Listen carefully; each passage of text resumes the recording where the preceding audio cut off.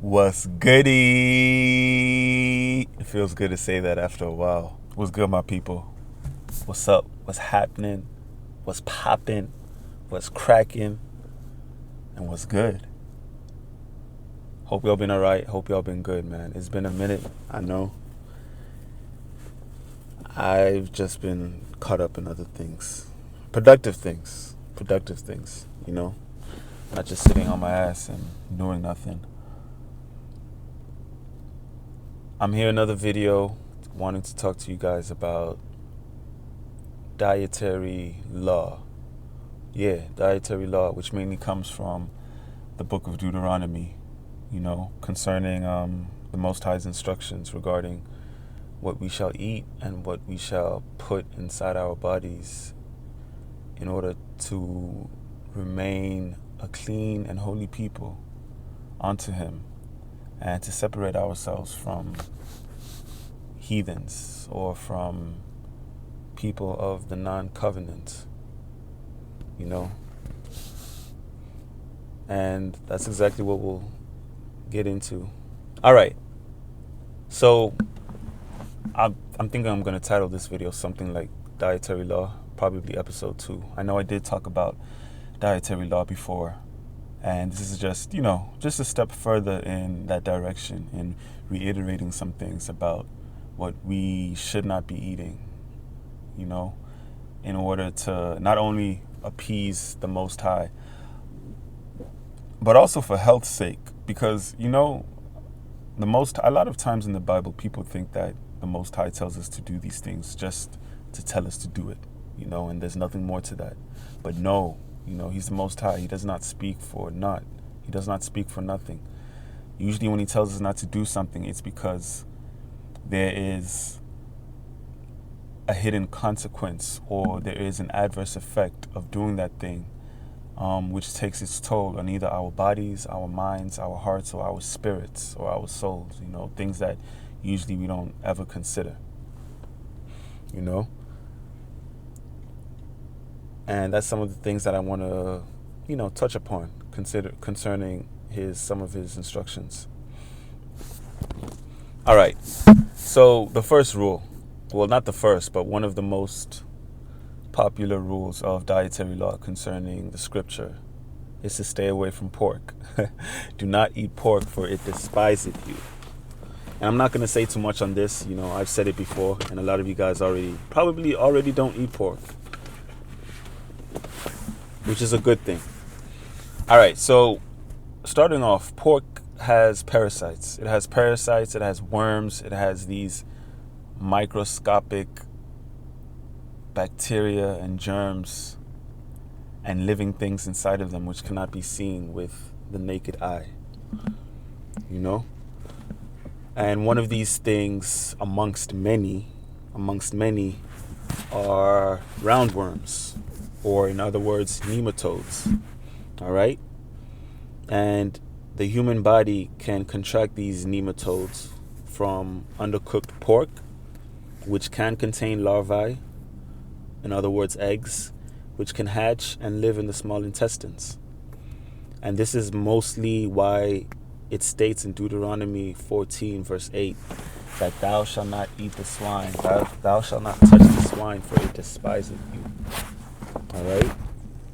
Let's see what this says about this pork nematode. All right. Forgive my pronunciation. I'm not a bio major, but it goes by neurocysticercosis. Neurocysticercosis, I believe. And this occurs via fecal oral transmission, or when people are exposed to human feces containing the eggs of Taenia solium, a pork tapeworm. Hand washing and kitchen cleanliness are critical so as to not ingest the eggs. That's right, you hear that? Not only stay away from pork, but wash your hands before and after dealing with meat. Not just meat, but fruits, veggies, green leafy vegetables. If you're outside touching the dirt, the ground, that's where most of these parasite eggs are, so wash your hands thoroughly. Ingesting the eggs leads to tapeworm larvae growing in many different human tissues, particularly the brain and muscle, and this leads to seizures and more.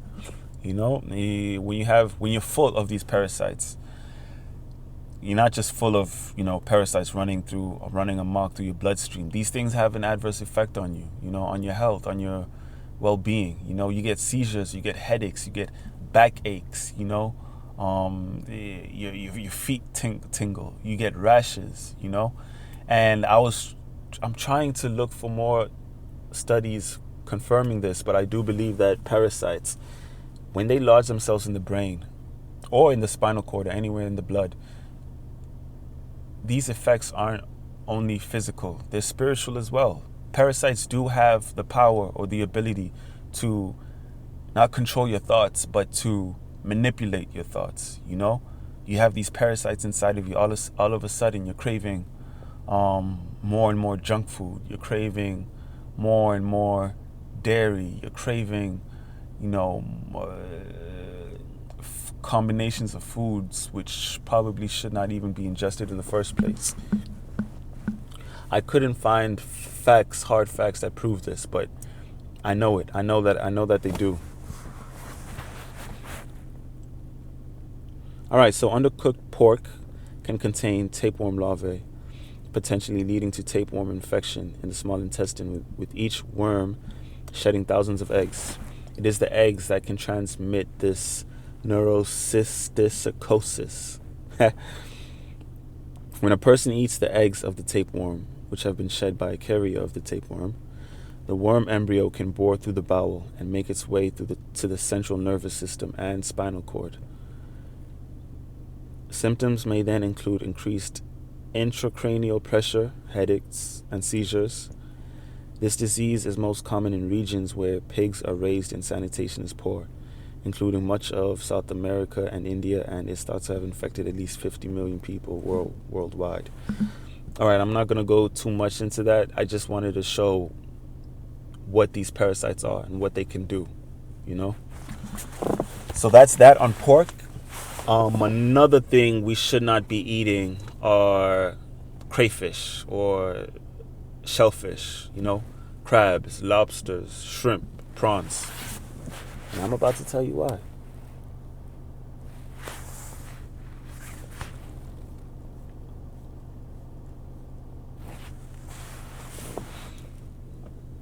All right, so parasitic flatworms may enter the body when ingesting crayfish or undercooked crabs. And these parasites may reach the brain and cause headaches, seizures, or strokes. And just like pork, it is stated in Deuteronomy 14, verse 9 to 10, to not eat things that crawl. And if it's seafood, only eat the animals which have fins and scales. In other words, it's fish, cod, salmon, hake, whatever. But not the things that crawl, not crabs, crayfish, or shellfish. And this is mostly because of what they eat. These things, they're bottom feeders. And I said this in a video before, they're bottom feeders. They eat gunk, in the depths of the ocean. They eat dead carcasses, they eat poop, they eat slime, And so when you eat these crabs, you're in turn ingesting and eating all of that slime, all of that gunk, all of that waste, all of that poop, And then that's just poop on poop multiplied in your body, just building and becoming a nesting ground for nasty creatures like parasites and worms and all that other nasty ish, So Paragonimiasis. Paragonimiasis is a parasitic infection with a flatworm, which may enter the body through eating undercooked crab or crayfish. It is rare in the United States, though several cases have been reported in the Midwest. Most commonly, it is found in East Asian countries. The parasite does not often affect the central nervous system, but the parasite may reach the brain either through the bloodstream or through the foramina at the base of the skull. The adult form of the parasite both releases inflammatory substances and tunnels through tissues, which can result in headaches, seizures, and strokes. Imagine that nasty ass thing digging in your brain. All right, next up we have undercooked snails, slugs, and more crabs and prawns. You know, and just like previously said, snails and slugs, those are not, those are delicacies in some parts of the world, but they are not to be eaten by Israel. All right, so the larvae found within snails and slugs and crabs and prawns and shrimp, they migrate to the brain, causing headaches, nausea, neck stiffness. And of course, this is speaked about again in Deuteronomy 14, verse 10. Do not eat the things that crawl, cockroaches, worms, ants, termites. Those are not to be eaten. But to my surprise, I found out that we can eat grasshoppers and crickets, which is interesting to me. I've never had it, but that's interesting. I thought all insects were off limits.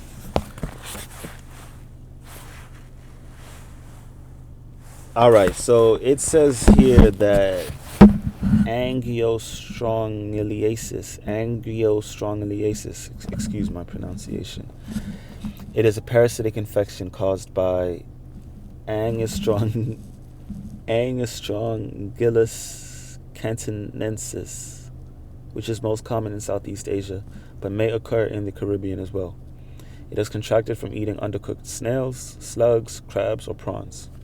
The larva of this parasite migrates to the brain, causing headaches, nausea, and neck stiffness.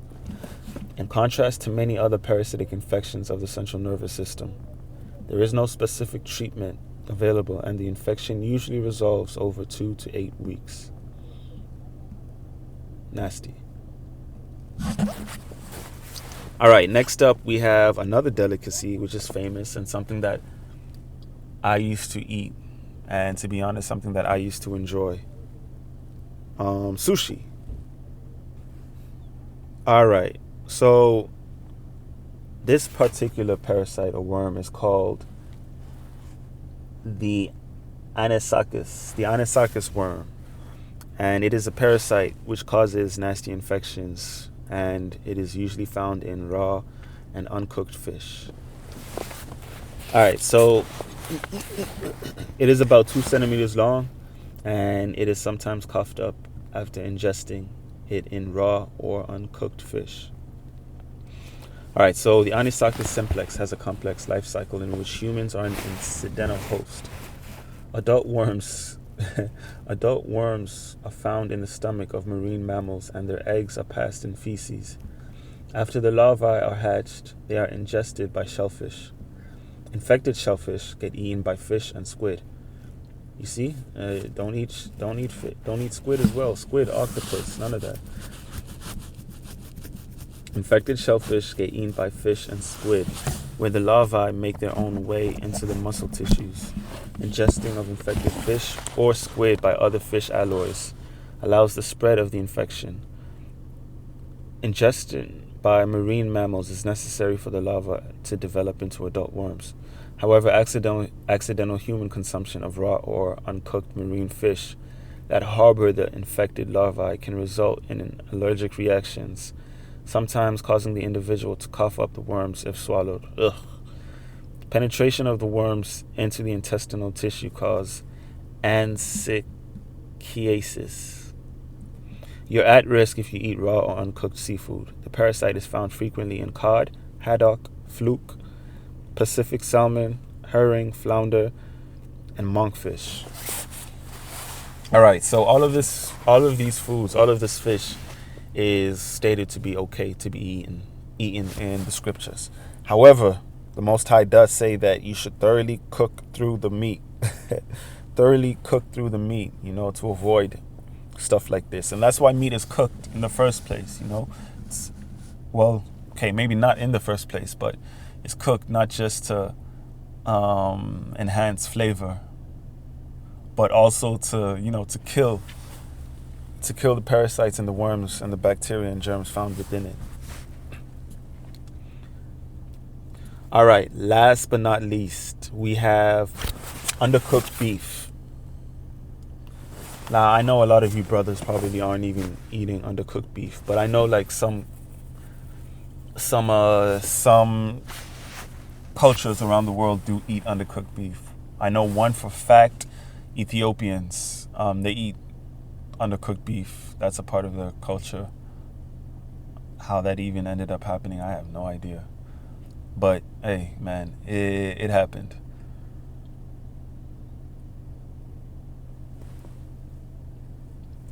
All right, so beef tapeworms can be contracted by eating raw or uncooked beef, and this mainly results in nausea or diarrhea, abdominal pain, tiredness, headaches, sluggishness, brain fog, and seizures.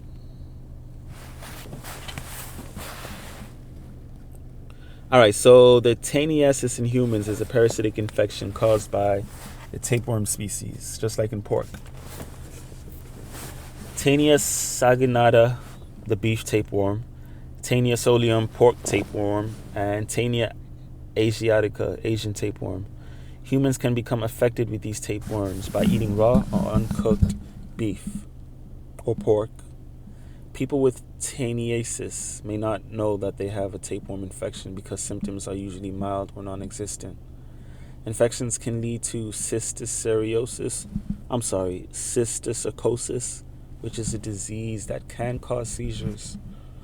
So, it is important to seek treatment. Taniasis in humans is a parasitic infection caused by these tapeworms. Tania saginata, Tania solium, Tania asiatica. Yeah, are pretty much the tapeworms that cause it. All right. So Tania saginata, T. solium are found worldwide, and they occur wherever contaminated raw beef is eaten, particularly in Eastern Europe, Russia, Eastern Africa, Ethiopia, and Latin America. It's rare in the United States, except in places where cattle and people are concentrated and sanitation is poor, such as around feedlots where cattle can be exposed to human feces. Ooh. All right, and I don't want to go further into that because I just wanted to give you guys the idea of what this is and that it's an actual real thing.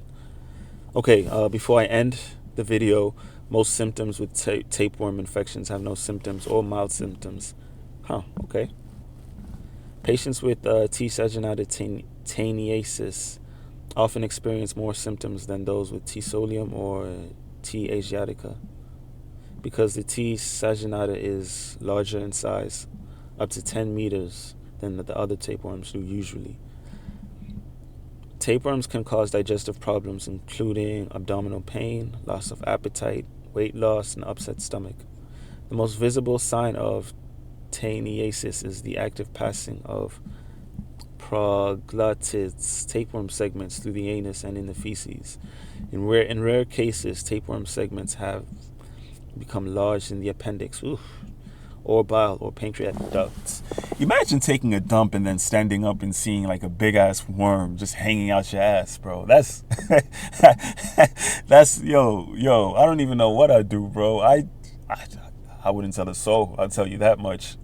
I wouldn't tell a soul, man. I'd take that to the grave with me, man. Wow. So yeah, man, that's pretty much what I wanted to share with you guys today, in the spirit of wisdom and understanding. I'm gonna try to keep on. Well, I won't try. I will keep on making these videos. It's just I gotta be more consistent. It's all about proving ourselves to the Most High, brethren. It's all about proving ourselves to the Most High. It's all about proving our souls to Him, and seeking wisdom and fear of the Most High. Devotion of fear to Him is the beginning of all wisdom. So if you want to gain spiritual understanding and knowledge and wisdom and be better than the next man, then fear the Most High. And you can start with fearing the Most High. The easiest way to start is just read the 10 Commandments and memorize them and just follow them. That's a start. And then from there, your steps will progress, And yeah, man.